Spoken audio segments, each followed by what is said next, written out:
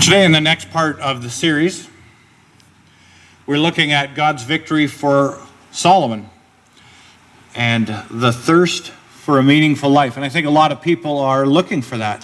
What is the purpose of life? How do I live my life? How do I live a life that has meaning rather than just the dull and the humdrums? And looking at Solomon's life, we can see some example and some principles that are going to help us to see God's intent for having a meaningful life and living a meaningful life. Purposes of the series is to connect with God as a God of victory, and the reminder that other people are looking for victory in their lives as well, and that's where we need to be leading them. I was going to start with a summary of all of the other lessons, but time didn't really allow for it, so I did do the printout. If you want to read back through each of the lessons and what we were learning from them and how they apply, I have a printout available that can be helpful.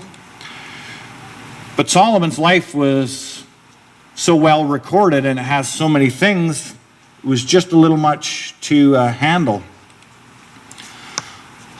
What I want to look at is that Solomon was gifted by God in many ways, and as we read about his life, we see that some of those gifts actually became a spiritual hindrance later in his life. We learned the same lesson from Samson and a few others, that your strengths can actually become your weaknesses. The things that we rely on can lead us away from God.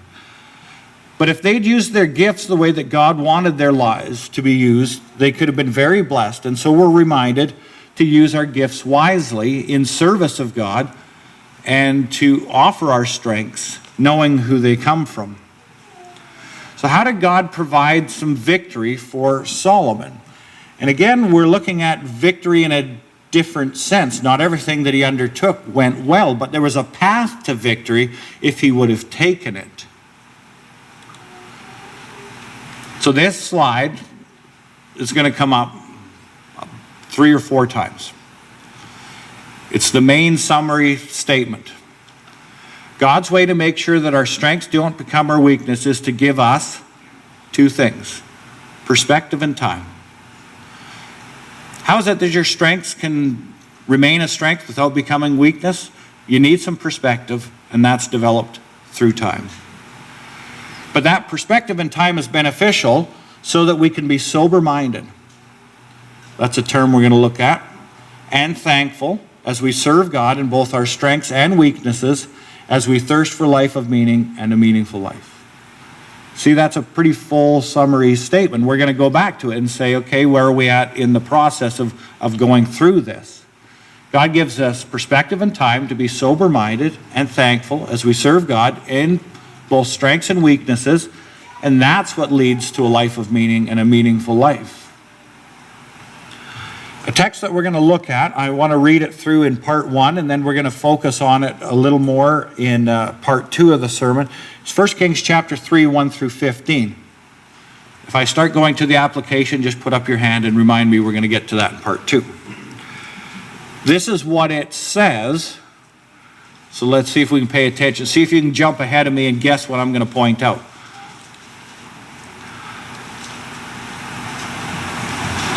Do you remember the passage from 1 Kings chapter 3, 1 through 15? In this passage, it's pretty unique because God comes to Solomon in a vision, in a dream, and says, in essence, what gifts would you like? How would you like to be gifted? I don't remember that happening in my life. I didn't get to pick strengths and weaknesses. But if you did, think about this. If you did, what would you have picked? What strengths do you wish that you had? If you had the chance to ask it from God and say, I would have liked this. And then the other side of the coin is, okay, but you've also got to pick weaknesses. What weaknesses would you have picked? Or do you trust that God put them together for the benefit of the body? Let's read through the passage. It says, Solomon made an alliance with Pharaoh, king of Egypt, and married his daughter. He brought her to the city of David until he finished building his palace and the temple of the Lord and the wall around Jerusalem. The people, however, were still sacrificing at the high places because a temple had not yet been built for the name of the Lord. So we know where we're at in the history of Israel. Solomon showed his love for the Lord by walking according to the statutes of his father David, except that he offered sacrifices and burned incense on the high places. The king went to Gibeon to offer sacrifices, for that was the most important high place. And Solomon offered 1,000 burnt offerings on that altar. At Gibeon, the Lord appeared to Solomon during the night in a dream, and God said, "Ask for whatever you want me to give you."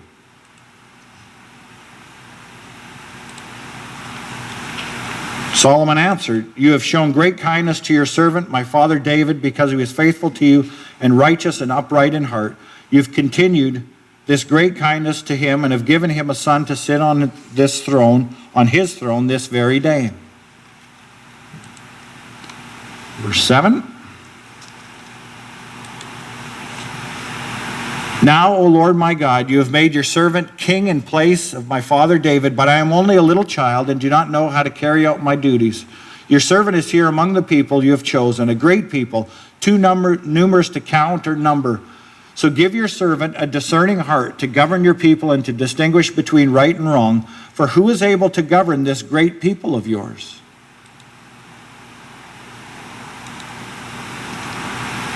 God's reply, "The Lord was pleased that Solomon had asked for this.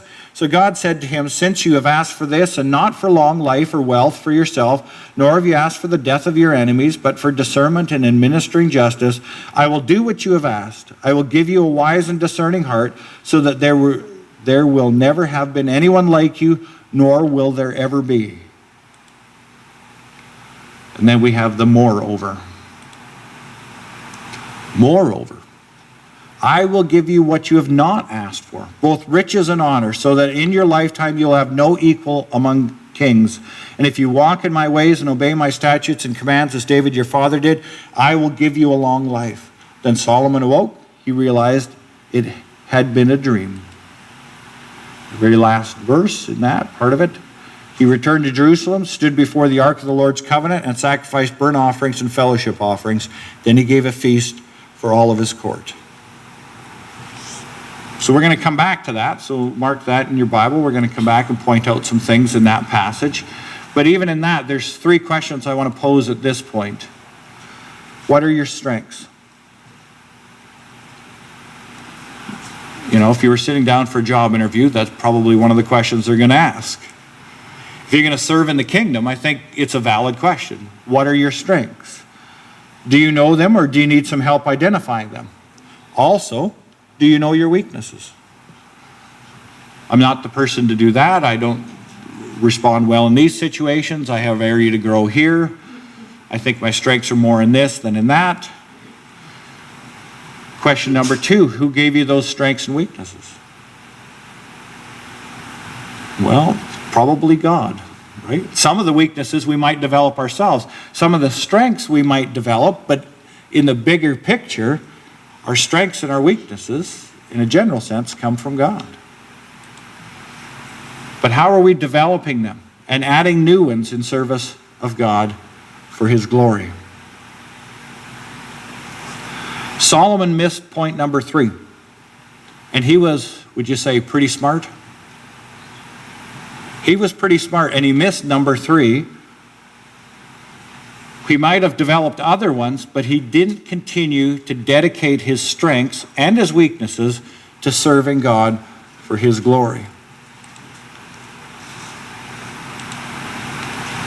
God's way to make sure that our strengths do not become our weakness is to give us perspective and time, so that we can be sober-minded and thankful as we serve God in both our strengths and weaknesses, as we thirst for a life of meaning and a meaningful life.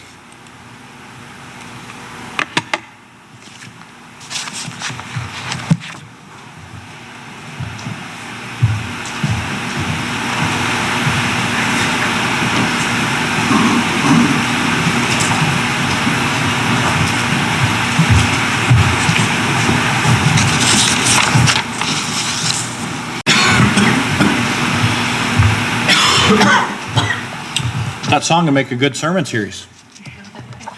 Oh, we already did that. Part 2, did you pay attention to part 1?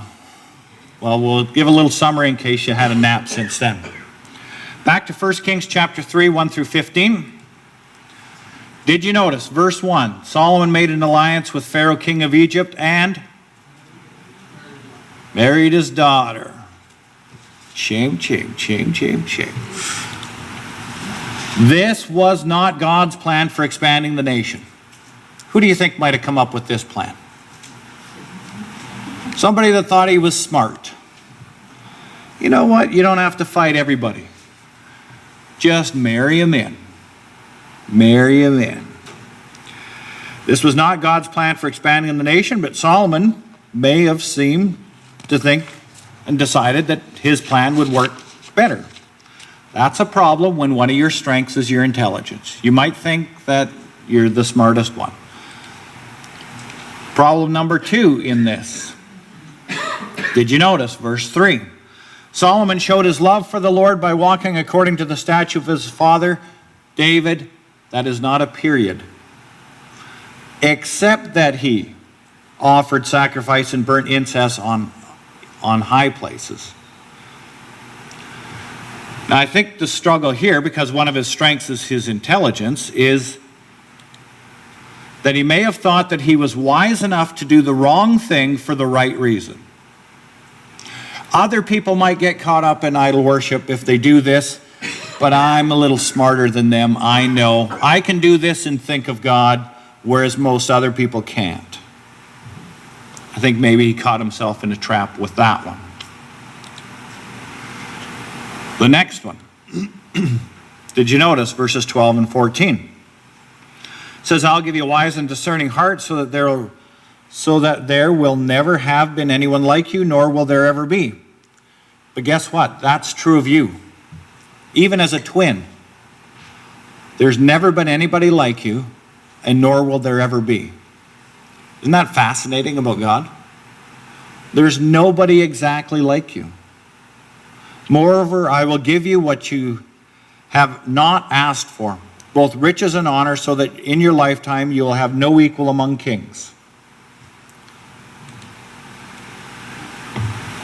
And then there's a bit of a promise from God too, with a condition. And if you walk in my ways and obey my statutes and commands, as David your father did, which did David mess up any statutes or commands? Is murder not one of the top 10 you're not supposed to do? What about adultery? Who's Solomon's mother?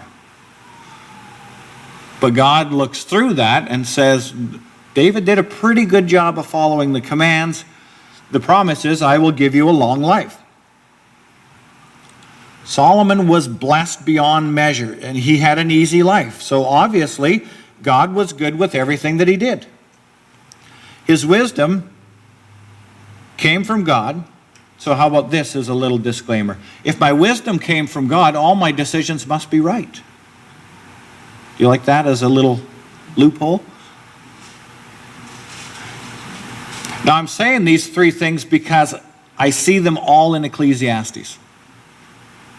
Not necessarily here. This is the beginning of it, but all of these he gets caught up in later on in Ecclesiastes. When he looks back through his life, he gives us a little perspective to say, oops, I shouldn't have.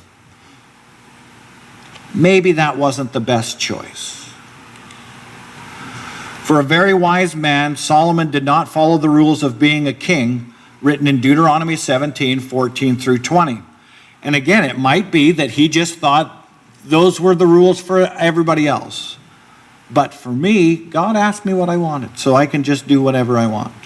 Deuteronomy 17, 14 through 20. What are the things that a king is not supposed to do? Notice that this is written before the time of David. It's in Deuteronomy. Rule number 1, the king must not multiply horses for himself, nor shall he cause the people to return to Egypt to multiply horses, since the Lord has said to you, you shall never again return that way. What did Solomon do? Number 1, multiplied horses, and who did he go and get them from?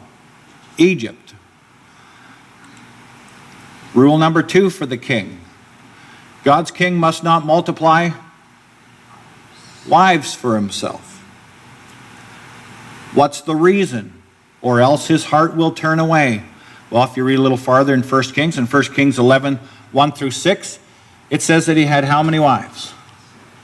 700 wives, 300 concubines. Missed rule number 2 by a long shot.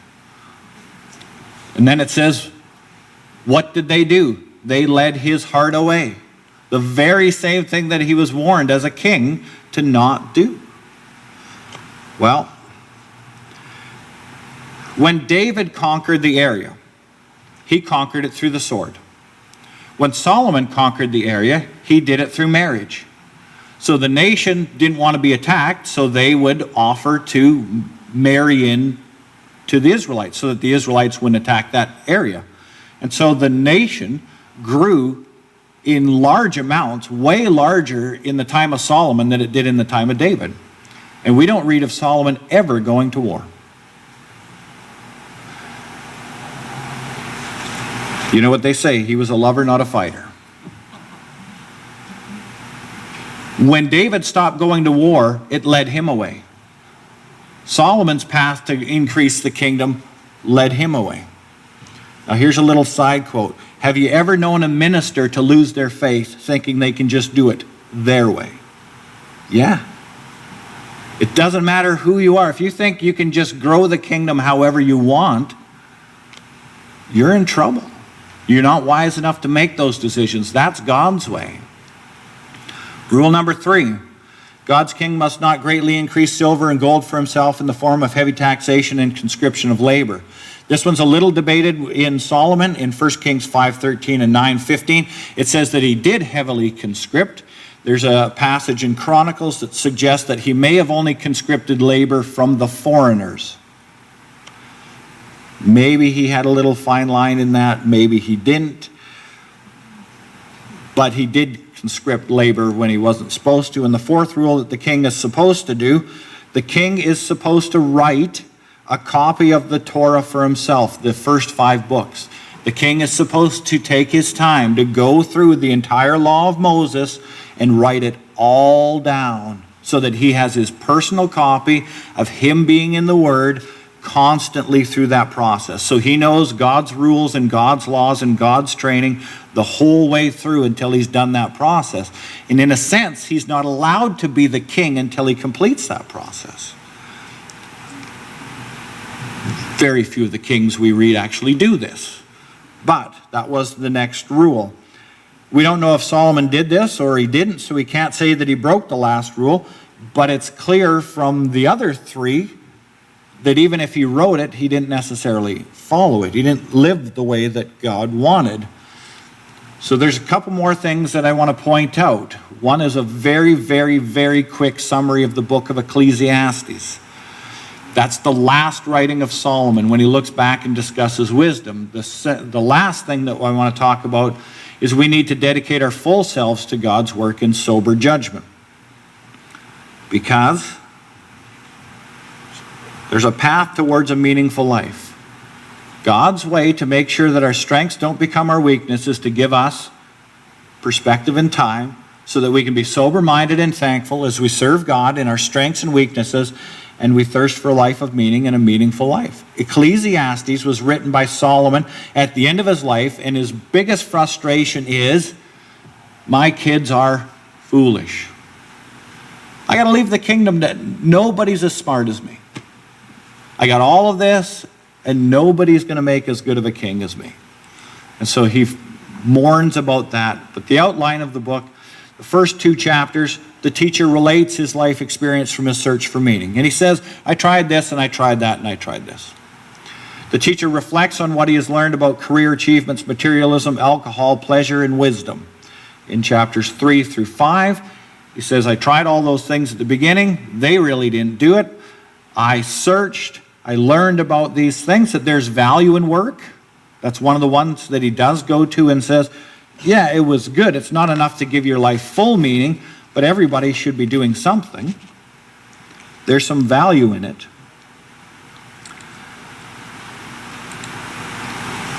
And then the teacher gives practical advice on wisdom and obedience in chapters 6 through 8.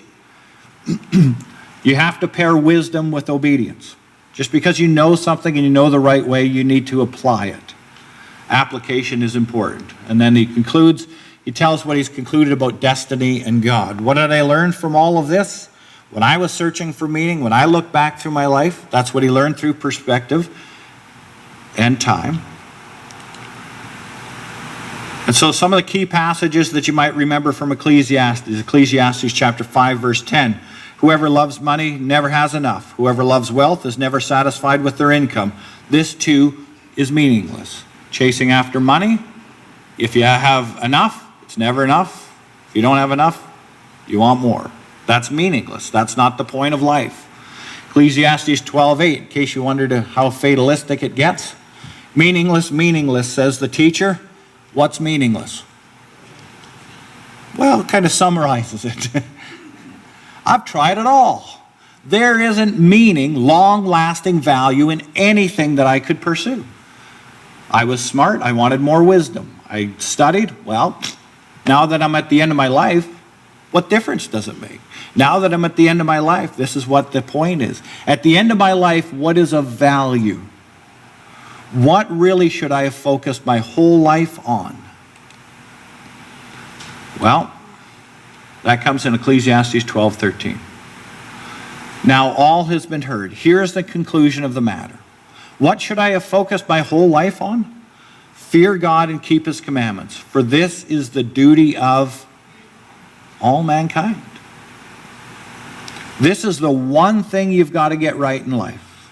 If you want to have a life of meaning, the others go along with it. Use your wisdom, use your wealth, enjoy life, have some pleasure, but they all go under fearing God and keeping his commands.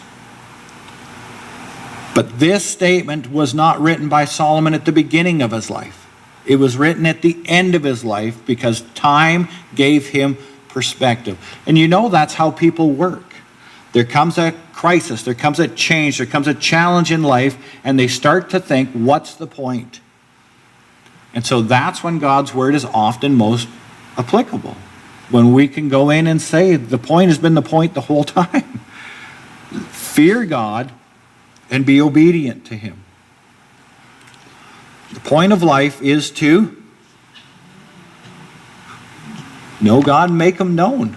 That's why we've had this slogan. What's the point? You've got to know God individually, and you've got to share that knowledge. Know God and make him known as we serve him. Wise people know this and live this way. They actually gather together and write a slogan, put it on a wall. This is the point of life. You want a meaningful life, this is it. The other parts will fit in, but if you don't know God and you're not making him known,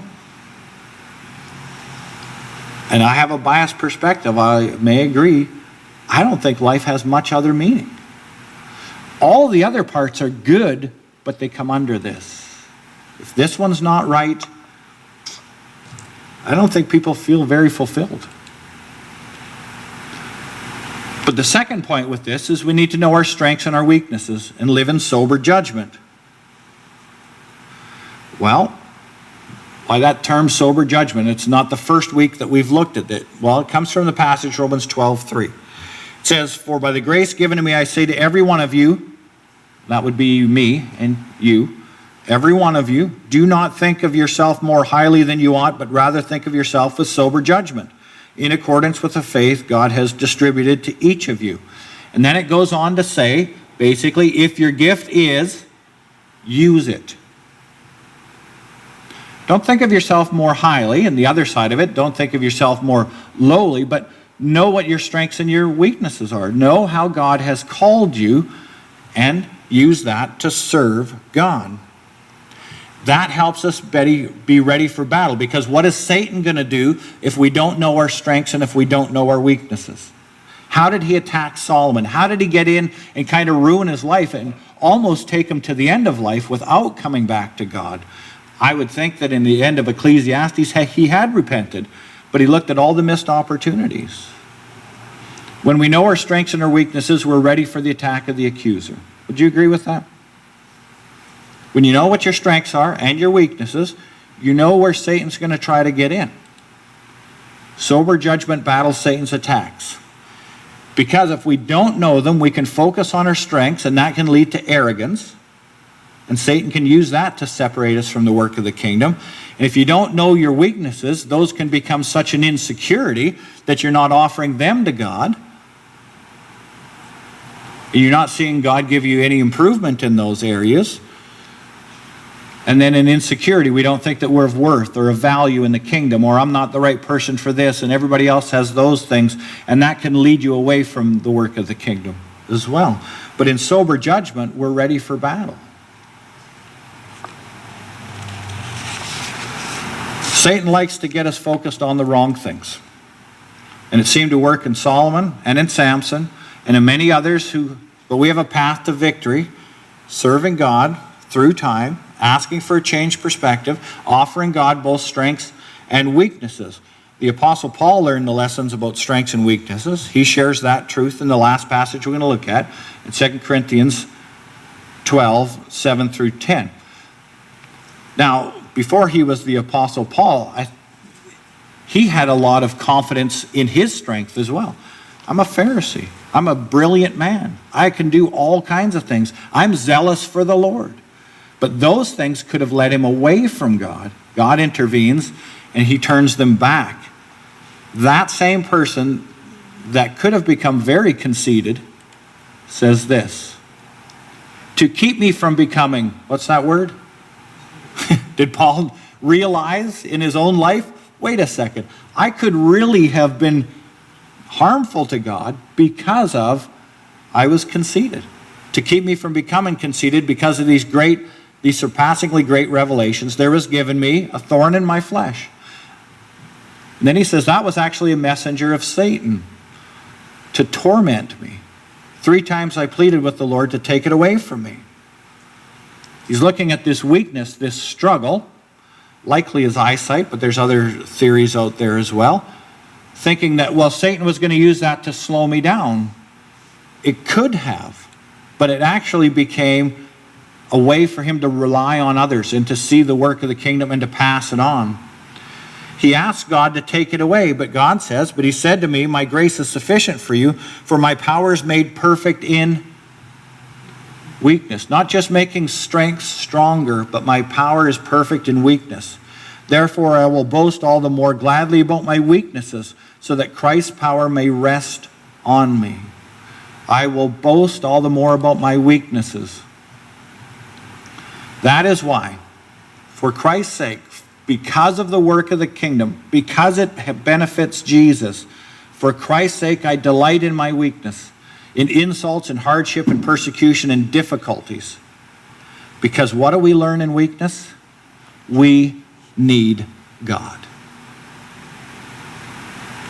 For when I am weak, then I am strong. Who said, here I am, send me? Isaiah. He didn't think that he was ready. God touched him with the coal and he said, go out there and do it. Okay. Here I am. Send me. We need to know our strengths and our weaknesses and not let either hold us back from service in the kingdom. That's a way to a meaningful life.